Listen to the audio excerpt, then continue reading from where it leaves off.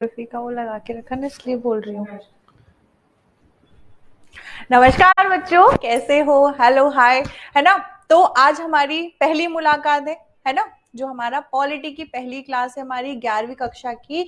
और जो political science है या मैं कहूँ राजनीति विज्ञान, है ना, हिंदी में बात कर लेते हैं। राजनीतिक विज्ञान का आपका पहला लेक्चर है आज। तो मिल लीजिए मुझसे, है ना। अब आपको मेरी शक्ल देखनी है कुछ महीनों तक, तब तक आपका सिलेबस कंप्लीट नहीं हो जाता है। तो अब मैं आपसे अगर पूछूं कि जो राजनीतिक विज्ञान है वो है क्या, क्यों इसको पढ़ रहे हैं। अच्छा, इसको भी छोड़ देते हैं, सवाल को छोड़ देते हैं। अच्छा, आप जिस एरिया में रह रहे हो उस एरिया में, उस गली मोहल्ले में या कहीं उस कस्बे में, उसको भी छोड़ दो, चलो वो भी थोड़ा बड़ा क्वेश्चन हो जाए। आपके घर का मुखिया कौन है? आपके घर का मुखिया कौन है? मम्मी है कि पापा है, दादा है कि दादी है? किसकी चलती है भैया घर में? कौन घर के डिसीजन लेता है? कौन लेता है घर के डिसीजन, है ना। जरा सोचो कौन लेता है। वैसे तो मम्मियों की ही चलती है, लेकिन किन्हीं किन्हीं घर में पापा की भी थोड़ी सी चलती है ना, पापा की। अच्छा, आपके घर में पैसे कौन ला रहा है? पापा ला रहे हैं, किसी के घर में मम्मी भी जॉब कर रही होगी, है ना। कोई ना कोई, किसी घर में दोनों कर रहे होंगे। तो ये चीज हो गई। तो आपके घर का जो मुखिया है वो डिसाइड कैसे हुआ, कैसे निश्चित हुआ कि ये आपके घर का मुखिया बनेगा? कोई ना कोई उसमें गुण होगा, किसी ना किसी ने उसने अधिकार सौंपे होंगे। अब किसने बना दिया? ऐसे कोई उठ के बाहरी व्यक्ति आएगा और कहेगा कि नहीं, आज से आपके घर का पूरा जो भी काम है मैं ही तय करूंगा कि कौन खाना बनाएगा, कौन बच्चा स्कूल जाएगा, कौन झाड़ू पोछा लगाएगा, कौन पैसे कमा के लाएगा।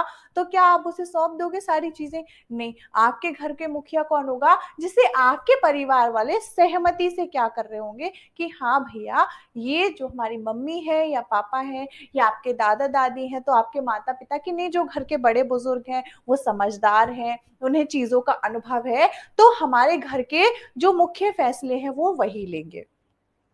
ठीक, इतनी सी बात। अब थोड़ा सा हम घर से बाहर निकलते हैं। अब आपका जो बड़ा परिवार होगा जिसमें चाचा चाची ताऊ बुआ फूफा ये सारे लोग होंगे, तो अब आप इनको देखिएगा। जैसे कभी शादी विवाह कुछ होता है, तब आप देखेंगे कि जब सारे लोग इकट्ठे होते हैं, तब किस पर्सन की चल रही है, तब कौन सा व्यक्ति है जो इन सब पर नियंत्रण कर सकता है। इस पूरे कुटुंब में कोई ना कोई एक या दो व्यक्ति ऐसे होंगे जो कहेंगे कि सबको ऐसा करना है, ऐसे चलना है, ऐसे रहना है, इतनी बातें करनी है, ये चीज ऐसी होगी। तो वो मान लेते कि नहीं यार, ये बोल रहे हैं, ठीक है मान लेते हैं।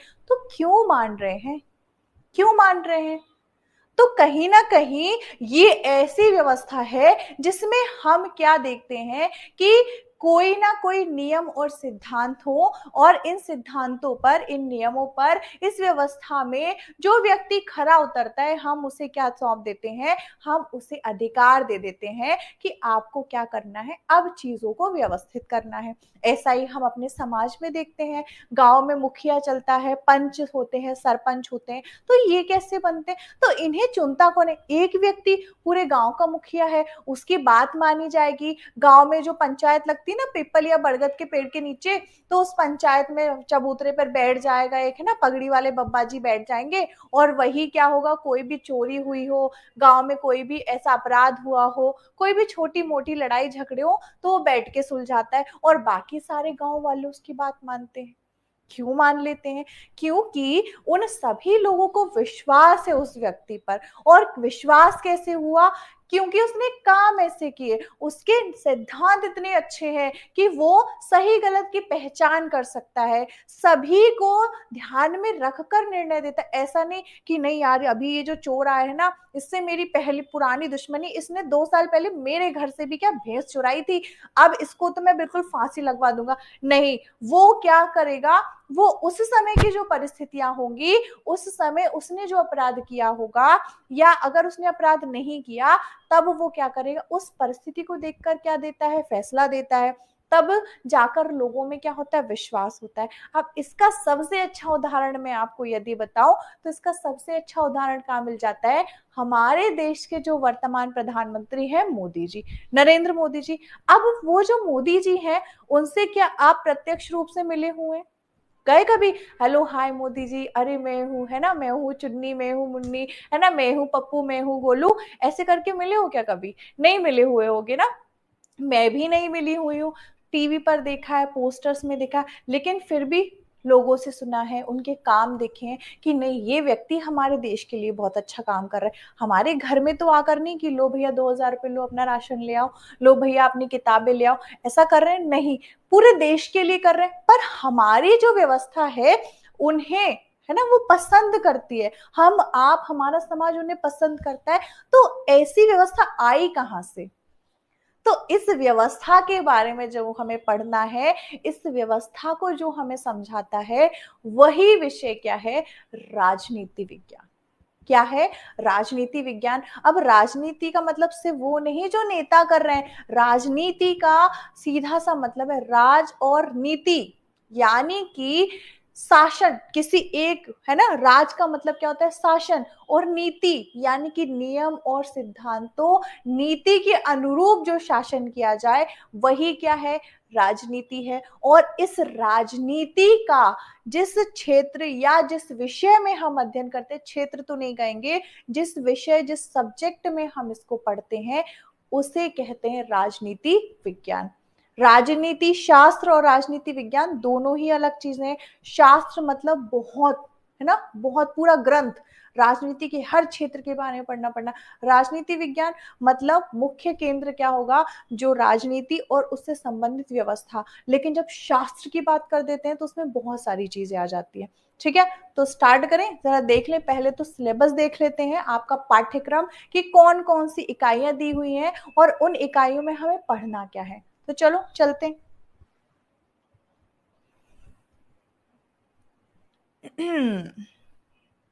आओ, तो आपका जो अध्याय 1 है, भाग 1 है, उस भाग 1 का नाम है भारत का संविधान, सिद्धांत और व्यवहार। अब ये भारत तो पता है कि हमारा देश है, संविधान शब्द भी सुना होगा। तो संविधान क्या होता है? अगर हम बात करें संविधान, है ना, तो जो संविधान शब्द है,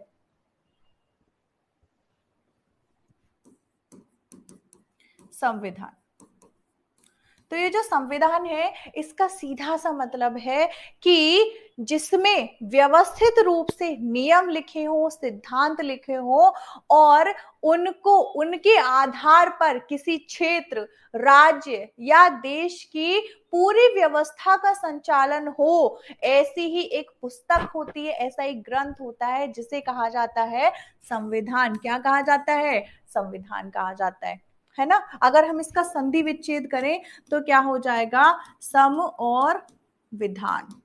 ठीक है, विधान यानी कि नीति, नियम, सिद्धांत, और सम जो कहीं ना कहीं सबको बराबर लेकर चलें, समान रूप से देखते हो। अच्छा, जो हमारा भारत का संविधान है ना, उसके पिता किसे कहते हैं? डॉक्टर अंबेडकर को, डॉक्टर भीमराव अंबेडकर को, सभी जानते होंगे इनको तो, है ना।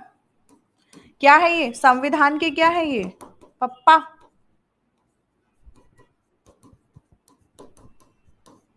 संविधान के कौन है? पिता है। तो ये संविधान तैयार करने की जरूरत क्या पड़ी? क्यों पड़ी? तो सबसे पहले भारत का संविधान सिद्धांत, कौन कौन से सिद्धांत दिए हुए हैं, किस किस ने संविधान के बारे में क्या क्या कहा है, किन किन नियमों को शामिल किया गया है, व्यवहार कैसा है ना, भारत का जो संविधान है उसका व्यवहार कैसा है, व्यवहारिक रूप में उसको प्रयोग में कैसे लाया जा रहा है। अब इसका सबसे अच्छा उदाहरण है कि यदि मैं कहूं जैसे अभी इस साल होने वाले लोकसभा चुनाव, है ना, या इन्हें कहते हैं आम चुनाव भी कहा जाता है, लोकसभा चुनाव या आम चुनाव एक ही बात है। तो अब हम क्या करेंगे? हम चुनेंगे सांसदों को, जो जाकर कहां बैठेंगे? लोकसभा में, यानी कि संसद भवन के अंदर जाकर बैठेंगे। लेकिन इस व्यवस्था को कि ये चुनाव हो, लोकसभा होगी, लोकसभा में सांसद बैठेंगे, उनके लिए हम वोट डालने जाएंगे, तो ये सब लिखा कहाँ है? कौन बता रहा है? तो ये यही तो बता रहा है।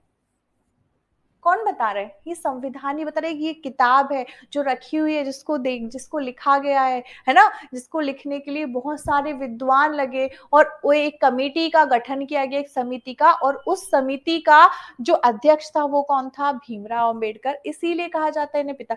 पूरा संविधान उन्होंने अपने हाथों से नहीं लिखा है, ये उस समिति के अध्यक्ष थे। ठीक है, तो चले इकाई 1 में, सबसे पहले या अध्याय 1 में, तो इसमें हम देखते हैं कि संविधान क्यों और कैसे, कि संविधान की जरूरत क्यों पड़ी।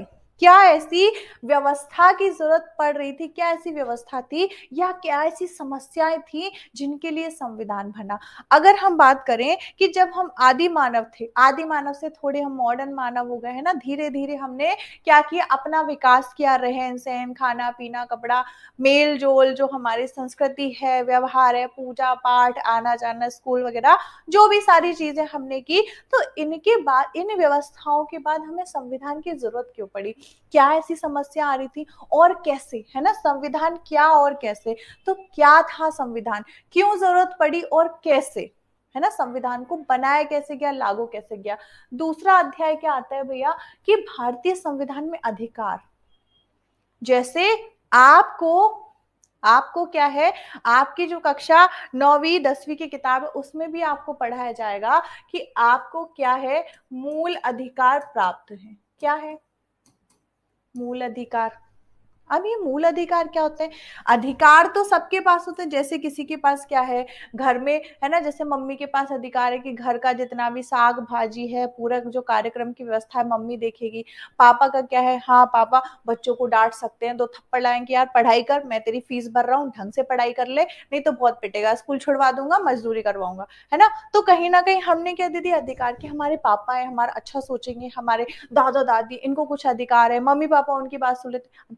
मूल अधिकार, अधिकार और मूल अधिकार दोनों ही अलग है ना। अधिकार, किसी को आपने अधिकार दे दिया कि जाओ ये चाबी ले लो मेरे, है ना, मेरी दुकान की, मेरे ऑफिस के, घर की, अब तुमको मैं पूरा अधिकार दे रहा हूं कि मेरे घर में जो भी काम होगा वो तुम्हारे हिसाब से होगा, तुम उस घर के मालिक हो गए, तुमको मैंने अधिकार दे दिया, उस घर की पूरी व्यवस्था या ऑफिस की व्यवस्था तुमको संभाल लिया, ये आपने अधिकार दिया। लेकिन इसे छीना जा सकता है, आपने बोला नहीं यार ठीक है अब हो गया, या उस व्यक्ति ने त्याग दिए। मूल अधिकार जो आपको जन्म से प्राप्त होते हैं, कहां से प्राप्त होते हैं, जन्म से, जब से आप दुनिया में आए, है ना, जन्म के पहले से भी, कि एक बच्चे को गर्भ में नहीं मारा जा सकता, उसके लिए भी कानून क्या देता है, सजा का प्रावधान करता है। तो वो क्या है, वो मूल अधिकार है उस बच्चे का जो दुनिया में नहीं है, उसका भी, उसकी माँ का, कि वो उसको जन्म दे या ना दे। और जब आप इस दुनिया में आ गए, तब आपके मूल अधिकार कौन कौन से, कि आप कहीं भी आ जा सकते हो, कोई रोकता है, रोड पे जा रहे हो कोई आपको, अरे तुम रोड पे क्यों चल रहे हो, तुमको चलने का अधिकार नहीं है। जैसे आपने बोला, जैसे मैं आपसे बात कर रही हूँ, या आपने घर में बोला, आपको दो थप्पड़ लगा दी, अरे तुमको एक शब्द भी मुंह से निकालने का अधिकार नहीं, ऐसा होता है क्या, नहीं होता। क्योंकि आपको अधिकार दिए गए हैं, आपको बोलना है, आप किसी को भी बोल सकते हो जाके, लेकिन गलत नहीं बोलना है, किसी को गाली दे दी, बदतमीजी से बात कर ली, ये अधिकार नहीं है। अधिकार कि जहां आप सही बातों को बोल रहे हो, जो सामाजिक व्यवस्था के लिए और आपके लिए सही है ना, वो अधिकार आपको प्राप्त है। और क्या, स्वतंत्रता हो गई, समानता, कोई आपके स्कूल में बैठ के ऐसा नहीं कर सकता है कि कोई दो चार बच्चे हैं जो अदर कैटेगरी, जैसे पहले होता था कि जो अदर कैटेगरी के, जो अन्य जो वर्ग के बच्चे होते थे उनके साथ भेदभाव होता था। जो अध्यापक होते थे वो क्या करते, आप कक्षा में बाहर बैठेंगे या पिछले बेंचों पर बैठेंगे, बच्चों को स्कूल में पानी पीने तक का अधिकार नहीं था। जो उच्च वर्ग के लोग थे उनके बच्चे अच्छे से पढ़ेंगे, क्लास में बैठेंगे, लेकिन निम्न वर्ग के लोगों को, क्लास से बाहर रहो, टाट पट्टी पर नहीं बैठोगे, बेंच पे नहीं बैठोगे, जिससे सारे बच्चे पानी पी रहे उससे पानी नहीं पियोगे। तो ऐसी समस्याएं भी तो थी।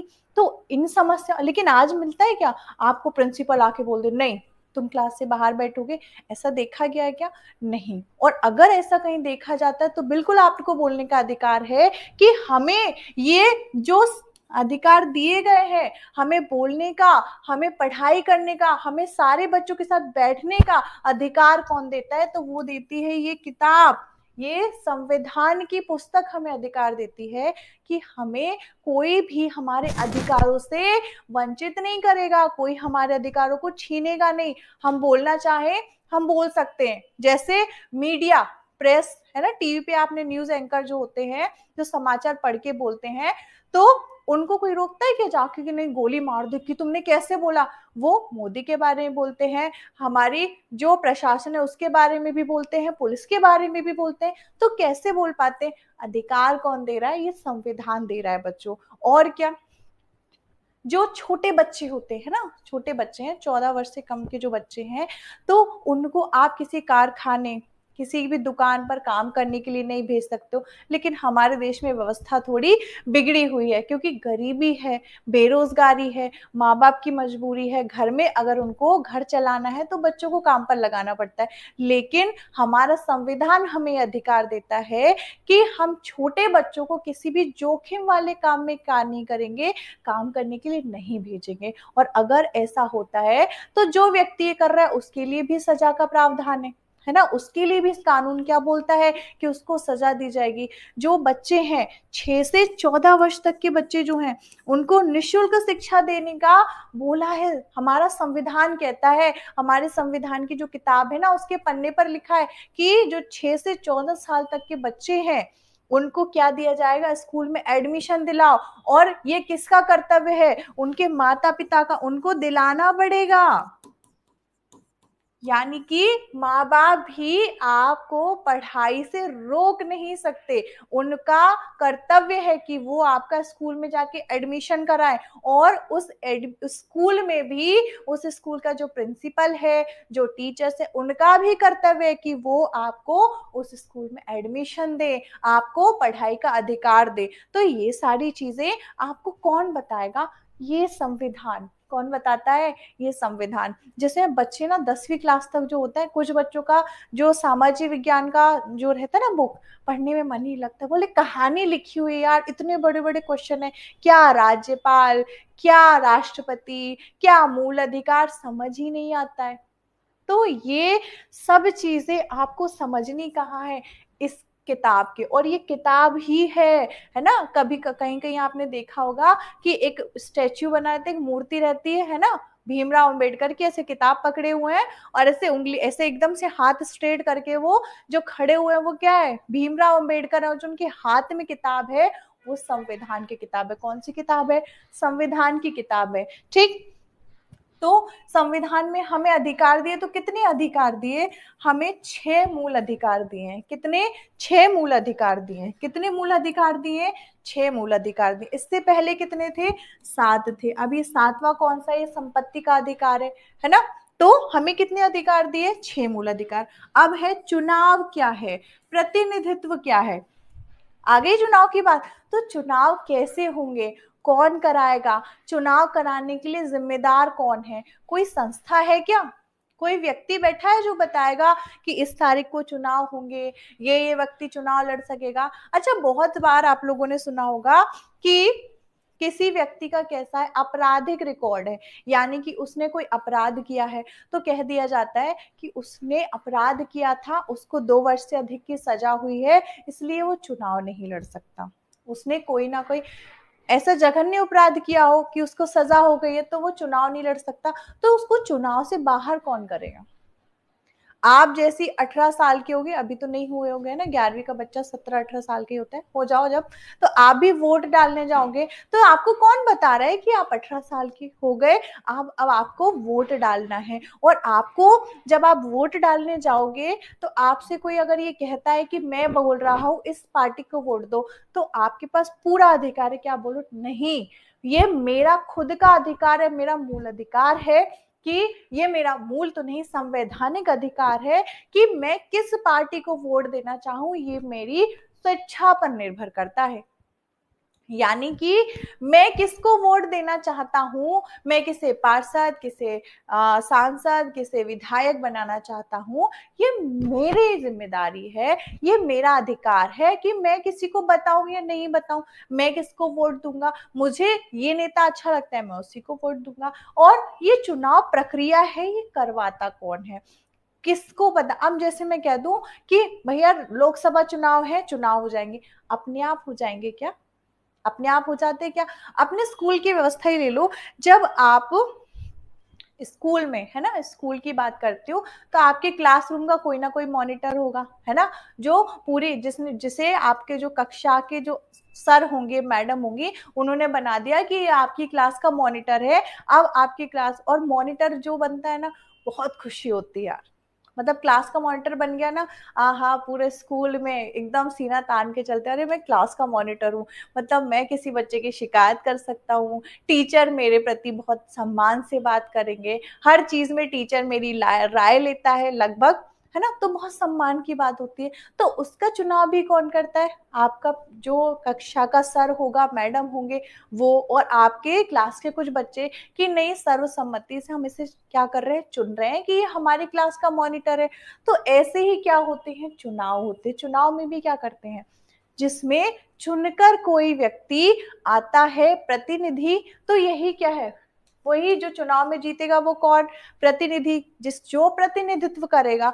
प्रतिनिधित्व यानी कि एक व्यक्ति को पहुंचा दिया कि पूरे शहर का, अब जो पूरे शहर की समस्याएं हैं उनको विधानसभा लोकसभा तक कौन पहुंचाएगा, एक व्यक्ति पहुंचाएगा। यानी कि आपने उसे प्रतिनिधित्व दे दिया, अपने सारे जो भी आपकी समस्याएं हैं, आपकी मांगे हैं, उनको लेकर आपने पहुंचा दिया कि हम तुम्हें वोट दे रहे हैं, तुम जीतो, तुम जाओ, अब हमारे क्षेत्र की जो समस्या है तुम्हें ही क्या करनी है, सुलझानी है। तो ये प्रतिनिधित्व। कार्यपालिका, अब चुनाव हो जाएंगे तो काम कौन करेगा, काम तो करना पड़ेगा ना।